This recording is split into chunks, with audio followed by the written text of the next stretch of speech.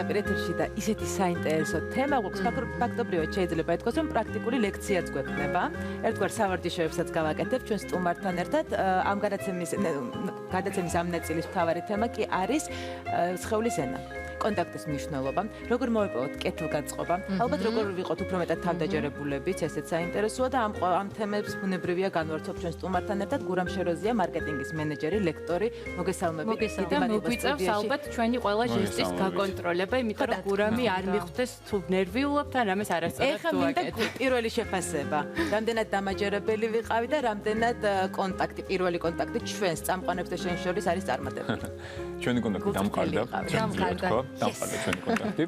ამ შემთხვევაში მეორე მხარესაც აქვს მნიშვნელობა როგორია, ამ შემთხვევაში გაგიმართლად შეიძლება ითქვას, იმიტომ რომ მეორე მხარეც კომუნიკაბელური შეხვდა, თუმცა ყველაზე რთული სიტუაცია არის მაშინ, როდესაც მეორე მხარე არის სრულიად არაკომუნიკაბელური, არ ვიცით როგორ ვეკონტაქტო და ამ შემთხვევაში გვიწევს მთელი ფსიქოლოგიური ჯაჭვის ჩართვა, სად როგორ და რანაირად მოვიქცეთ. რაც ძალიან ძნელია და ეს ნიჭი შეიძლება ითქვას, ბევრ ადამიანს არ აქვს. შესაბამისად, შეიძლება ამის გამომუშავება, სწავლა, მარტივად რომ ვთქვათ. იცით რა არის, სწავლა მეტ-ნაკლებად და რაღაც დოზით შეიძლება ყველაფრის, ოღონდ რაღაც დოზით უნდა იყოს მოწოდება. ანუ გინახავთ ალბათ ადამიანები, რომელსაც შეხედავ და იფიქრებ, რომ ეს არის გამყიდველი. ეს გაყიდვის ძალიან მაგარია. და გინახავთ ადამიანი, რომელიც პირიქით, ანუ ეს არის რაღაც სხვა პროფესიის. ეხლა მაგალითად, მე რო დამსვა ბუღალტერიაში, მიუხედავად იმისა, რომ რაღაც თემებს მოვიცავ და რაღაც ნაწილი ვიცი დეტალურად თქვა ამ ინფორმაციის, ფიზიკურად აი ჩავკვდები, ვერ განვითარდები, მოვკვდები, იმიტომ რომ მე არ შემიძლია კომუნიკაციის, ვთქვათ, ესე ვთქვათ, აქტიურობის, ხალხის და ასე შემდეგ გარეშე მუშაობა. აქედან გამომდინარე პირიქით ადამიანები, რომელსაც ურჩევნია დასვა მთელი დღე ციფრებთან ამუშაო და არ უნდა რომ არანაირი კონტაქტი არ ქონდეს გარშემო. თუმცა შეიძლება ადამიანი რაღაც სფეროში იყოს ძალიან ძლიერი, რადგან ბუღალტერია ავიღეთ და იყოს ბუღალტერია, იყოს ძალიან განათლებული, მაგრამ სხვა ვისაც რეალურად ნაკლები მონაცემი აქვს, მასზე ადვილად მოახერხოს სამსახურის პოვნა და ასე შემდეგ. იმიტომ რომ გასაუბრების დროს უფრო კარგი შთაბეჭდილება მოახდინა მომავალ უფროსზე. აქ რას თან გაყიდვების და მარკეტინგის მენეჯერებს გვაქვს ერთი ძალიან კარგი პლუსი უპირატესობა. ის რომ ჩვენ ვართ გამოცდილი, ასე ვთქვათ, როგორ შევფუთოთ პროდუქტი და აქედან გამომდინარე საკუთარ თავსაც როგორც პროდუქტს, როგორც სერვისს წარმოადგენს და ვფუთავთ. ის რომ წარმოაჩინოთ რაღაც კონკრეტული სავარჯიშოები, რაც შეგვიძლია ბუნებრივია ჩვენს გავაკეთოთ და საერთოდ მაყურებელმაც აი ეს რომ გამოვიმუშაოთ. როგორ ვიყოთ უფრო მეტად ჩვენი პრეზენტაცია როგორ მოვახდინოთ წარმატებულად და თუნდაც პირველ შეხვედრაზე, როდესაც მივდივართ ბიზნეს წარმომადგენელთან, ბიზნეს პარტნიორთან თუნდაც გასაუბრებაზე, ეს კეთილგანწყობა როგორ მოვიპოვოთ? ხო, დავიწყებ იმით, რომ კეთილგანწყობა არის ერთ-ერთი ცალსახად ყველაზე მნიშვნელოვანი ფაქტორი, იმიტომ რომ როდესაც მოდის გასაუბრებაზე დავუშვათ კადრი, დავარჩევ კონკრეტული პოზიციისთვის, ვარჩევ მის პროფესიონალიზმს, მაგრამ ასევე ვფიქრობ იმაზე, რომ ადამიანი დაჯდება ჩემს ოთახში, უნდა შევიდეს ჩემს სხვა თანამშრომელთან კონტაქტში, რამდენად მეგობრული იქნება, რამდენად კარგად დაეწყობა, ხო. რაც არ უნდა მაგრად იმუშაოს, თუ როგორც ადამიანი დისკომფორტს უქმნის სხვებს, ის აფერხებს სხვების მუშაობის პროცესს. შეიძლება ამ შემთხვევაში უარი თქვა, თუნდაც რომ დაგზავნებული იყო რომ პროფესიონალი. შორის არც ისე ძალიან დიდი ხნის წინ იყო ორ კანდიდატ შორის მქონდა არჩევანი, ერთი იყო ცოტათი უფრო პროფესიონალი, მაგრამ იმდენად შებოჭილი და შეიძლება ითქვას მძიმე, ყოველ შემთხვევაში ასე გამოავლინა თავი 15 წუთიანი გასაუბრების პროცესში. ძალიან დასანანია და გურამ მაინტერესებს, თუ ეს უნარი ადამიანს არ გააჩნია, შესაძლებელია რომ რაიმე ტრეინინგი ჩაიტაროს, ისწავლოს, არსებობს რაიმე ეგეთი. კი, ამის საშუალება რა თქმა უნდა არის, არსებობს ძალიან ბევრი სავარჯიშო, თუმცა როცა შენი გზებით აკეთებ იცი ერთი სავარჯიშო მე body language-ს შეგვიძლია გავაკეთოთ, უბრალოდ ამ შემთხვევაში პირდაპირ რომ მივაწოდოთ თქვა მაყურებელზე გავაკეთოთ სავარჯიშო, ცოტა ესეთი გრძელი პროცესი იქნება კომუნიკაციას რაც შეეხება. თუმცა აქ არის ყველაზე კარგი საშუალება ერთი. ნუ მოკლე მიმოხილვას გავაკეთებ ზოგადად რატო ამ საჯარო ლექცია, რომელსაც ხვალ ვატარებ კონტაქტების თემაზე, რა მიზანს ემსახურება. ბუნებრივია ცოტა დაწვრილებით ვისაუბროთ, სად არის, როდის არის და რამდენად შეუძლია მაყურებელს რომ დაესწროს. ხო, მაყურებელი დასწრება არის თავისუფალი, ზოგადად რა მიზანს ემსახურება. ანუ Facebook-ზე წერს ძალიან ბევრი ადამიანი, ანუ ვარ პარალელურად სპიკერი NX-ის, ეს არის პლატფორმა, სადაც 15 წუთიანი ტრენინგის ფარგლებში ვაწვდით მსმენელებს თავისუფალ, ესე ვთქვათ, უფასო ლექციებს. მაგალითად, როგორ დავსაქმნეთ ერთ-ერთი. ნუ 15 წუთში ბუნებრივია ყველაფერს ვერ ჩაატევ, ამიტომ Facebook-ზე მომდის ძალიან ბევრი შეტყობინება, როგორ დავსაქმნე, ხვალ მივდივარ გასაუბრებაზე რა გავაკეთე. ან თქვენი ვიდეო ლექცია ნახე, ხო და ამით დავიწყე მუშაობა და ეს ისეთ სტიმულია ჩემთვის, რომ მზად ვარ, რომ აი ყველას თუ მაგდრო, ვიპასუხო საფრთხეოდ, ან დამირეკავენ. გავცე პასუხი ერთ-ერთი შანსია, რომ ამ ლექციით აი იმ ბევრმა დაინტერესებულმა ადამიანმა. და ამიტომ ვაკეთებთ ესეთ ლექციებს, სადაც შეიძლება ვთქვა 100-200 კაცი ერთდროულად მოვიდეს, მიიღოს ინფორმაცია, ვიდეოსგან განსხვავებით იყოს ინტერაქციის საშუალება, შეიძლება ადგილზე გავუჩნდეს რაღაც შეკითხვა, ვარ იქ, არ მივდივარ არსად, სანამ კითხვა არ მოიწურება. ვიდეოსგან განსხვავებით აქ შესაძლებელი. როდის არის და რომელ საათზე მოდი უთხროთ მაყურებელს 17 სექტემბერს, ანუ ხვალ? 17 სექტემბერს, ანუ ხვალ. საათი 8 საათი. საღამოს 8 საათი. მაქსიმალურად რო ყველა საერთო საშუალო ცხელი ლექციებში და კონტაქტების როლი და მათი ეფექტიანი მართვა არის. ადგილი გენერატორი 9-8 მას პინძლობს, ხო? ამ ღონისძიებას. ტერიტორიულად არის ალექსანდროვის ბაღიდან ვორონცოვის მიმართულებით. მე როგორც ვიცი, რაღაცა კონკრეტული სლაიდები და ფოტოები გვაქვს მოტანილი ჩვენთვის იმისთვის, რომ უფრო ნათელი გახდეს ეს ყველაფერი და ეს აბსტრაქტულად არ ვისაუბროთ, ხო? ჩვენ შეგვიძლია ხო, აქ გავაკეთებ მაშინ მოკლე მიმოხილვას, ანუ კონტაქტების მნიშვნელობა სამუშაო ძიების პროცესში.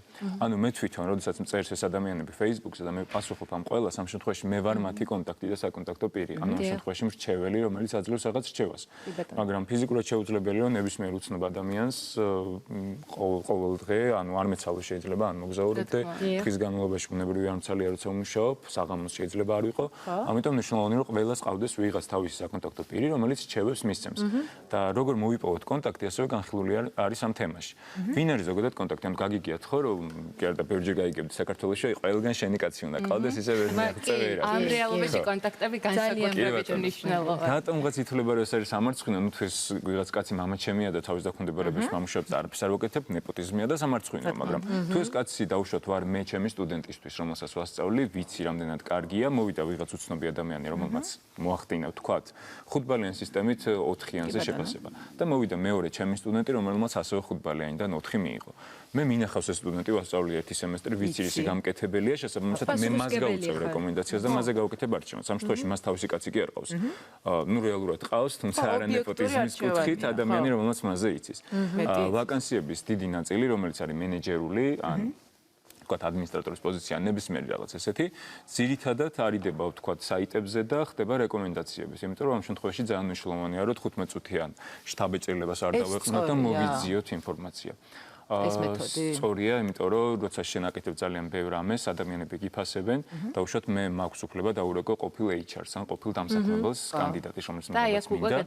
და მისგან გავიგო. ამ შემთხვევაში გადამწყვეტია. მე თუ წინა სამსახურიდან წამოვედი ლანძღვა გინებით და გადავიმტერე ყველა ადამიანი და ბოლოს გავაფუჭე ყველაფერი, რაც გამიკეთებია. ძალიან დიდი შანსია, რომ შემდეგ ვაკანსიას შემოფერხოს, შემდეგი სამსახური შემოფერხოს. შესაბამისად, ესეც კონტაქტების ნაწილია, რომ კოლეგიალური უნდა ვიყოთ ყველა ადამიანთან, დავეხმაროთ ყველას იმ შესაძლებლობის ფარგლებში, როცა შეგვიძლია, თუ არ შეგვიძლია დახმარება ლოგიკურად დაუსაბუთოთ, რატო არ შეგვიძლია, განა ის რომ მე არ მაინტერესებს შენას გააკეთებ, არამედ ის რომ მე უბრალოდ ამ წუთას არ მაქვს დრო და შეგვიძლია თქვა მაინტერესებს. როდესაც ჩვენთან მოდიან გასაუბრებაზე, რამდენად დიდ ყურადღებას აქცევ უკვე სხეულის ენას, ხელის მოძრაობას, თვალებში გიყურებს თუ არა მოსაუბრე და ასე შემდეგ. როგორი ისმენს ალბათ ესეთი ხო, იცი რა არის ამ შემთხვევაში HR-ის როლია ძირითადი ამ კუთხით, მე არ ვარ HR-ი, მე ვარ თქვა კონკრეტული დეპარტამენტის უფროსი და თუ ჩემ დეპარტამენტში შემოდის ამ შემთხვევაში ვაქცევ ყურადღებას.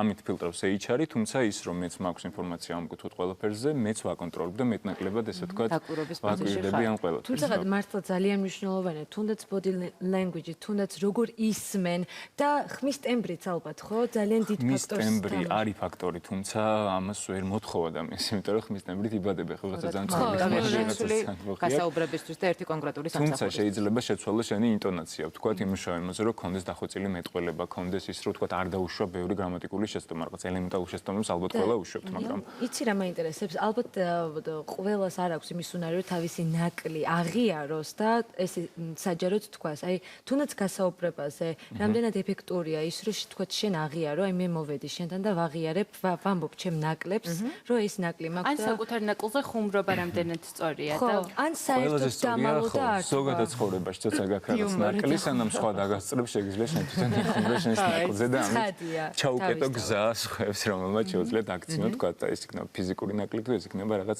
თვისებრივი ნაკლი. რაც შეეხება მოსმენა ვახსენეთ, სტატისტიკურად არის დადგენილი, როცა თქვენ აფასებთ ადამიანებს, მაგალითად მოგცეს რაღაც კითხვარები დაგირიგეს და ვინ არის ყველაზე კარგი თანამოსაუბრე. ამ შემთხვევაში ქვეცნობიერად ადამიანი ირჩევს იმ ადამიანს, არა იმას, ვინც არის ძალიან კარგი მოსაუბრე, არამედ იმას, ვინც არის ყველაზე კარგი მსმენელი. იმიტომ რომ ყველას გვაქვს ძალიან ბევრი სათქმელი, ყველა საუბრობ ძალიან ბევრს, მაგრამ არავის არ გვიყვარს მოსმენა. ხშირად გქონია განსაკუთრებულ შემთხვევაში რაღაცას უყვებით, აი მე გუშინ ვიყავი აქ და აქ და გაწყვეტინებს და აი მე და გადადის უკვე თავის ესე ვთქვათ. ფოტოშოპის შენიშვნა, რომელიც ძალიან ხშირად ისმის ხოლმე ტელევიზიების წინააღმდეგ მიმართული ჟურნალისტებზე ასე ვთქვათ, რომ ხო ეს ზანცუდია, იმიტომ რომ ამ შემთხვევაში რამდენიმე კანდიდატის ფოტოს ვნახავთ ახლა მაშინ და მოდი გითხარი, რომელს აარჩევდი, რომ შენ კოლექტივში ჩაეწეროს და რომელს არა და აგვიხსენით ან რატომ მოხდება ესე? კი ბატონო, ვნახოთ ფოტოები, ოღონდ აქ არის ამ შემთხვევაში პირიქით როლი გამსაუბრებლის. ამ წარმოგიდგენთ, რომ მიდიხართ გასაუბრებაზე, საუბრობთ რაღაც კონკრეტულ თემაზე და აკვირდებით სახეს გამსაუბრებლის და ამით ხვდებით, რამდენად სწორად მიდიხარ. ძალიან მნიშვნელოვანია, მე ვსაუბრობ დაუშვათ რაღაცაზე, პირობითად რამდენად კარგი ვარ ტექნიკურ ნაწილში და რამდენად კარგად ვერკვევი. და ვატყობ სახეზე, რომ აი არ აინტერესებს ტექნიკური ნაწილი და უფრო მნიშვნელოვანია მისთვის, თქვათ, მარკეტინგული კომუნიკაციის ნაწილი და ასე შემდეგ. იმ ნაწილზე. კი ბატონო, თუ ხედავთ ფოტოს, მაინტერესებს აი თქვენი აზრით მაგალითად პირველ ფოტოზე რა რეაქცია გაგიჩნდებოდა? სხედხართ, უყვებით რაღაცას და პირველი ფოტოს შესაბამისი სახე დაგვდათ. რას იფიქრებთ, რომ ამ ადამიანს რა? არ ვიცი, რაღაც ეს ადამიანი მე მგონი მონდომებული სახეა. იცი რა, ვფიქრობ, ეს არის HR-ის შემთხვევაში თქვენ ყოველ შემთხვევაში მე ასეთი შთაბეჭდილება მრჩება. ეს ღიმილი დასთამაშებს სახეზე და არ მინდა ვიფიქრო, რომ ეს ღიმილი არის ცოტა ირონიული, თუნდაც შეიძლება ირონიული არა, მაგრამ ხო, ცოტა ყალბი. ეს არის სტანდარტული ადამიანი, რომელსაც არ უნდა გაჩვენოს თავისი ემოცია, რომელიც კარგად ერკვევა body language, ну, მოდი სხეულის ენა ვთქვათ, იმიტომ რომ ძალიან ხშირად საყვედურობენ, რომ ვიყენებ სლენგებს. აღარ გამოვიყენოთ. სხეულის ენაში ერკვევა ძალიან კარგად და არაფერს არ მიგანიშნებს. მიგიშვა თავის ნებაზე და დაე შენ გადაწყვიტე, რამდენად სწორად იქცევი. მაგრამ აი მეორე სახე, უფრო შედარებით მარტივი მესახვედრია, რომ როდესაც ადამიანი თავს წევს გვერდზე, ეს ნიშნავს, რომ კბება. არა. როდესაც სხვათა შორის მე შემიჩნევია ჩემ თავზე, როდესაც რესპონდენტი არის საინტერესო საუბრობს, ხო, და ჩართული ხარ მის და გაინტერესებს რაც გიპასუხებს, რაღაცა ეს თავის მოძრაობა ჩემ დაუნებურად ბუნებრივია გაუცნობიერებლად გვერდზე გადადის. ესე იგი ნიშნავს, რომ ყურადღებით ვუსმენ და ჩართული ვარ. ამ შემთხვევაში თუ დიდხანს უსმენ, თუ ჩართული ხარ და ინტერაქციაში ხარ ამ შემთხვევაში, ნუ ეს მოძრაობა არ ჭირს, მაგრამ თუ დიდხანს საუბრობ და აკვირდები თავის მოძრაობას, გვერდზე თავის გადაწევა აღიქმება, ნუ ძირითად შემთხვევაში, იმიტომ შეიძლება ადამიანები განსხვავდებოდნენ, აღწევდნენ გამონაკლისები. აი მესამე ვარიანტი ძალიან ცუდია. მესამე ვარიანტი იდეაში ჩვენი კეთილგანწყობის კუთხით არც კარგი, არც ცუდი, მაგრამ არის ცუდი იმ გაგებით, რომ ამ შემთხვევაში ეს ადამიანი მიგვანიშნებს, რომ მე ვარ საუკეთესო. არა, მე ვარ საუკეთესო. აბა დამიმტკიცე, რომ შენ რაღაცა შეგიძლია. ამ შემთხვევაში უკვე როცა ასეთ ადამიანთან შედიხარ, უკვე ძალიან საშიშია, იმიტომ რომ ეს არის ეგოცენტრიკი, ეს არის ზედმეტად ამბიციური დიქტატორი. და შემდეგ პროცესშიც ალბათ გაგიჭირდებათ, იმიტომ რომ ძალიან რთული ადამიანთან ურთიერთობა, რომელიც თვითონ ყოველთვის მართალია, ვერ დაუმტკიცებ რაღაცას, იმიტომ რომ უცდებით ადამიანები, რაც არ უნდა პროფესიონალები ვიყოთ, ყოველთვის უნდა მივიღოთ კონტრარგუმენტი და თუ არ ვიღებ კონტრარგუმენტს, ძალიან რთულია მასთან მე მეოთხე ყველაზე მეტად მომწონს, იმიტომ რომ მგონია რომ დაინტერესებულია იმით, რასაც ისმის და შეიძლება სახეზე იფარებს ხელს. აი მგონია რომ ადამიანები არ ამთქნარებს. არ ამთქნარებს სახეზე აქ პირზე აქ ხელი აფარებული. აქ ორი ვარიანტი შეგვიძლია განვიხილოთ, რომ ადამიანი პირზე იფარებს ხელს საუბრის დროს. ეს ნიშნავს, რომ რაღაცას ტყუილს ამბობს შესაძლებელი ამის ფარავს. არა, მე რატომ ისიც ამბობს, რომ თითქოს და იმდენად დაინტერესდა და იმდენად ღრმად usmens, რომ ხელი როდესაც usmen და რაღაც გაიკეთებს, აი ესე ჯესტ როდის აკეთებ. ნუ აი შეიძლება გააკეთო რაღაც ესეთი და ეს ხშირად ვაკეთებ, როცა რაღაც უკვე თავი გადაწია, ხო, უკვე პირველის მსგავსი, ანუ გადაწიეთ ოდნავ თავი, ანუ უკვე დაინტერესებით აი ეს მომენტი, რომელსაც ხშირად ვიყენებ. აი ხელი ნიკაპს ვაყვნებ ხოლმე. იცი რა ინდივიდუალურია ყველა მოძრაობა, ანუ ესე ვერ განსაზღვროთ, იმიტომ რომ მაგალითად ეს ჟესტი ნიშნავს, რომ ხარ ჩაკეტილი და რაღაცის თქმა არ გინდა და ვიცი კარგად და ვერ ყვევი, თუმცა მე ხანდახან მიყენებ, როცა ვდგავარ, ვიღლები ხელების დგომით და გამომიყენებია. ანუ ესე ცალსახად ვერ გათვლი, მაგრამ რაღაც მიმართულება თუ მისი ემოციაც ემთხვევა მის ჟესტს, ამ შემთხვევაში შეიძლება ვივარაუდოთ, რომ სწორია. მაგრამ შეიძლება იყოს საცმენა. ხო, გვატყუებს. მეოთხე ან გვატყუებს, ან უფრო მეტად გამოიყენება იმ შემთხვევაში, როცა არ ჯერა იმის, რასაც ისმენს.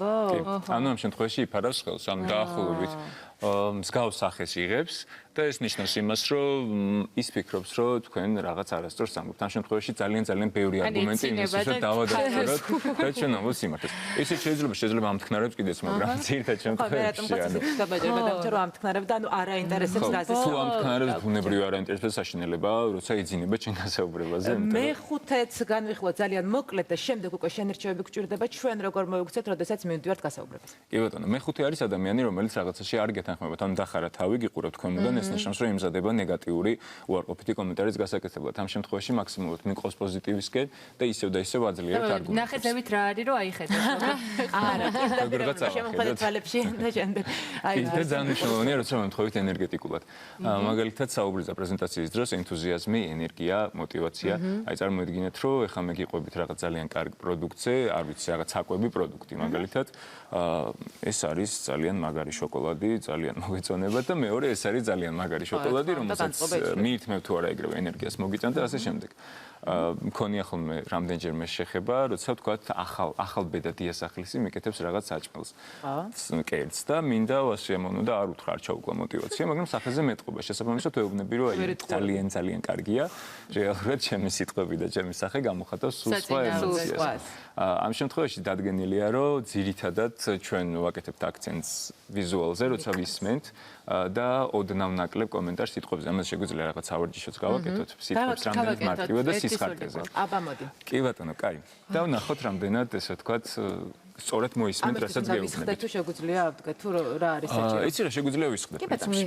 კაი, პირველ რიგში, ანუ რამდენიმე ეტაპისგან შედგება დავალება და ყურადღებით უნდა მოისმინოთ. და რას ვარკვევთ ამით ესეც ვთქვათ მაყურებელს. რამდენად სწორედ და სწრაფად ვისმენთ იმ სიტყვებს, ანუ იმ შინაარს, ინფორმაციას, რომელსაც გაწვდით ესე ვთქვათ მსმენელი.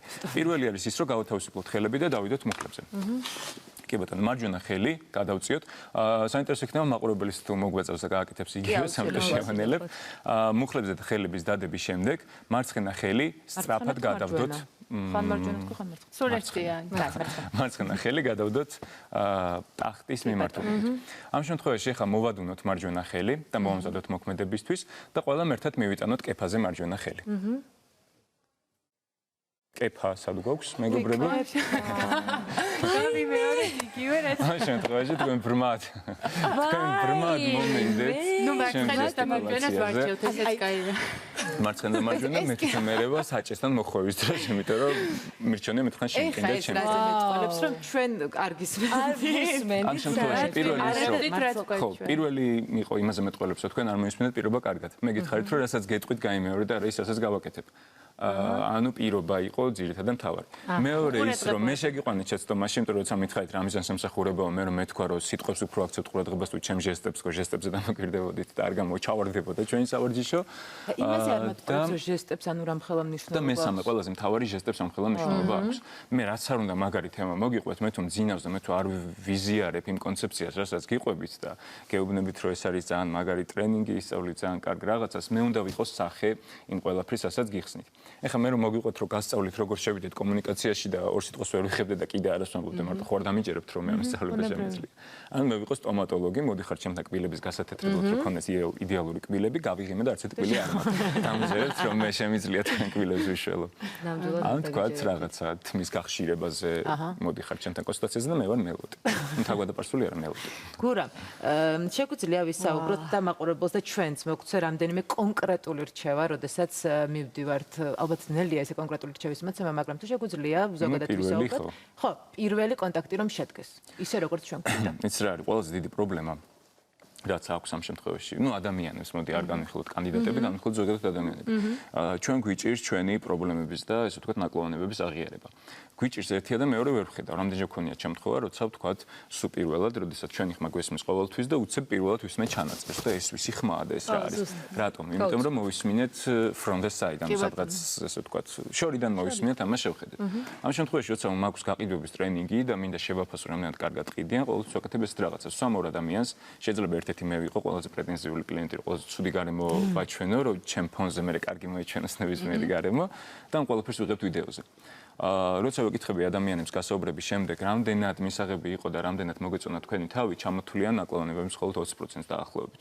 მაგრამ როგორც კი ჩავრთავ ვიდეოს და ამ ყველაფერს ხედავენ გვერდიდან, ხმაშიც, საუბარშიც, შინაარსი ხო გვესმის ისედაც საუბრის დროს, მაინც გაცილებით სხვა ეფექტი აქვს. ამიტომ ვარჯიში ვიდეოზე გადაღება ან სარკის წინ და რეპეტიცია არის ძალიან მნიშვნელოვანი. გავიგოთ ვისთან მივდივართ. ძალიან კარგი იქნება თუ კომპანიაზე ზოგადი წარმოდგენა შევგექნება, სად მივდივართ, როგორ ანაირად და ვიყოთ მომზადებული. კი. ეხლა როცა დავუშვათ მოვიდა ჩემთან გასაუბრებაზე ადამიანი, ერთხელ მქონდა შემთხვევა, როცა ძალიან მოგვეწონა ყველაფერი და ბოლოს მეკითხება უკეთრად რა კომპანიაში შემოყოფებიან, არც აიძე შემოსულა, არც ასეთ ეგრევე ერთი ხელის მასმით ჩაყარა წყალში ყველაფერი. ამით ვადასტურებთ, რომ ეს არის მნიშვნელოვანი, სადაც მოვედი. განა შემოვირბინე, განა ის რომ სერიოზული განა ის რომ უბრალოდ იმუშაო სახლში და ვაკეთო, არამედ ის რომ კონკრეტული პოზიცია მინდა, მთავარი მახასიათებლები რატომ ამ პოზიციაზე, რატომ ეს კონკრეტული კომპანია, იმიტომ რომ ძალიან მნიშვნელოვანია ის რომ ვიღაცას შენი კომპანია მოსწონს რაღაც კონკრეტული ნიშან-თვისებების გამო და არ გატყობ და არ გეუბნება რომ კარგი კომპანია ხარ. და არა იმიტომ მიხვედი რომ თქვა სამსახური არ გაქვს. მნიშვნელოვანია რომ იქ მოხდეს. მეგობრული კომუნიკაციის დამყარება, იმიტომ რომ არ მხოლოდ პროფესიონალიზმია საკმარისი, ჩვენ ერთად უნდა ვიმუშაოთ 8 საათი ყოველ დღე, კვირაში 5 დღე მინიმუმ და ძალიან მნიშვნელოვანია როგორ შევალთ კომუნიკაციაში, როგორ იქნება გუნდის წევრი, team member-ი ეგრეთ წოდებული, რომელიც არ შეუქმნის დისკომფორტს და პირიქით გადაახალისებს. მეგობრული კომუნიკაციის დამყარებაში ალბათ ღიმილი გვეხმარება ყველაზე მეტად, ხო? ღიმილი ოღონდ დროული, ანუ ჩვენ დროული კი არა და თემატური ღიმილი, ანუ თუ ვიღიმით ყველაფერზე ერთ-ერთ კომპანიაში. შენ შედიხარ გასაუბრებაზე და ღიმილით შედიხარ, მე მგონი კეთილგანწყობას უფრო ადვილად მოიყვება. განსაზღვრავს თუ არა ადამიანის წარმატებას, რამდენად პოზიტიური ხარ, ასახავს თუ არა შენ წარმატებაზე და კონტაქტური რო ხარ. თუნდაც რაღაცას ყიდი ჩემზე. მე არ უნდა მეზარებოდე შენი მოსმენა, მე უნდა სიმონდები შენთან კომუნიკაცია. რამდენჯერ ყოფილა შემთხვევა, როცა რაღაც სრულიად არასაინტერესო ისეთი საშუალო საინტერესო ოფერით მოსულა ვიღაც და დამკვირვებლა. ისე შემოგთავაზა. და ისე შემოგთავაზა, რომ პირველ რიგში მომეწონა კომუნიკაცია და შევყევი და ასე შემდეგ. როცა შევყევი, დადებითად განვიწყო, ანუ მინდოდა რომ მომწონებოდა, ჩემთავს ვარწმუნებდი, რომ აი მაქსიმალურად ნაკლებ, ესე ვთქვათ, ჩარს ვეძებდი პროცესში. და ძალიან მნიშვნელოვანია, როცა ადამიანი შენი მომხრია, როცა მოიმხრობ ადამიანს, ის ძალიან ბევრ რაღაცაში გეხმარება. თუნდაც იმაში, რომ თავს გიქნევს და გიღიმის და შენ უფრო მეტი სტიმული გაქვს, რომ უფრო კარგად და შეუბოჭავად განაგრძო გასაუბრებაზე კომუნიკაცია თუ შეხვედრაზე საქმეაზე. არ გვეღო ის რომელიც ძალიან კარგი რჩევები მივიღეთ. დანარჩენი ხვალ მაშინ. ხვალ გენერატორი 9 მართავს რომ იბრძანდეთ და მოისმინოთ ამ ადამიანის ძალიან სწორი რჩევები, იმიტომ რომ ძალიან სასარგებლოა და გამოგადგებათ მომავალში. ხო, მე მგონი ყველგან გამოგვადგება, იქნება ეს პირადი ცხოვრება, იქნება ეს სამსახური. მეგობრობა, პირადი ცხოვრება, სამსახური კი, ანუ გაყიდვების პრინციპი ძირითადი არის, რომ ვიყენებთ ყველგან, არა მხოლოდ სამსახურში. ძალიან დიდი მადლობა. წარმატება ვუსურვოთ ყველა იმ მაყურებელს, ვისაც წინ აქვს გასაუბრება, არა და წარმატებით დასრულდეს თქვენთვის ეს გასაუბრება. ჩვენ უნდა შევისვენოთ სულ ცოტა ხნით, ბონდო შემოგვერდება რეკლამის შემდეგ, ასე რომ ვინც ტექნოლოგიური გიჟები ხართ, აღვაწეთ ბონდო. ბონდო, ეს უნდა დავხვდე. დავბრუნდებით რამდენიმე წუთში.